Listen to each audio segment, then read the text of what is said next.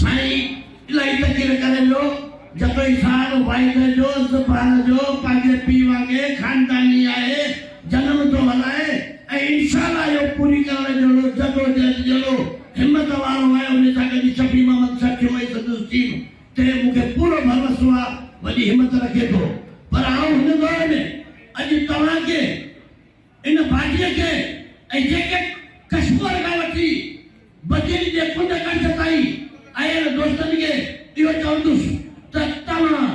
अॼु पाकिस्तान जीअं peoples party Sindh जे अंदरि हिकिड़ी माइकी रखे थी उस्ताद उनजो हिस्सो आहे शहीद रुकानी भुट्टो हिकु उस्ताद हो ऐं उनजे सां सॾे करे यकीन कयो त असां पीपल्स पार्टी सां प्यार कंदा आहियूं ऐं उस्ताद प्यार कंदो आहे ॿी जॻह ते उस्ताद खां सवाइ कोन जुड़ंदो आहे बाक़ी एजेंट हूंदो आहे तव्हांखे अब्दुल खालिक भंगवार साईं खे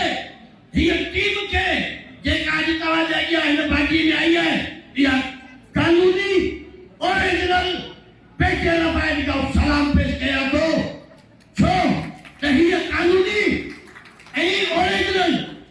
हर शइ जी रजिस्टर्ड हूंदी आहे इंसान जो भी सलाहकार रजिस्टर्ड आहे इहो वाजी तंज़ीम आहे जेका हिन किचरे मां निकिरी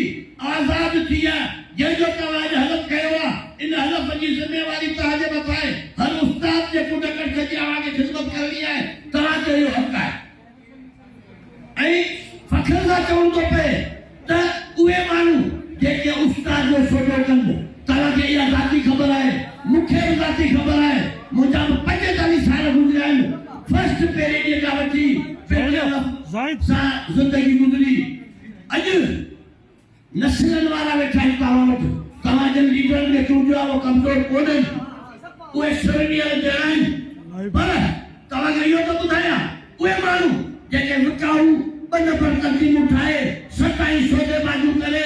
मरह थी विया आहिनि ॻाल्हाए कोन था सघनि टकरूं कमु कोन थियूं कनि जनाज़नि वांगे खड़ाए था अचनि लीडरशिप था कनि उन्हनि खे चवां थो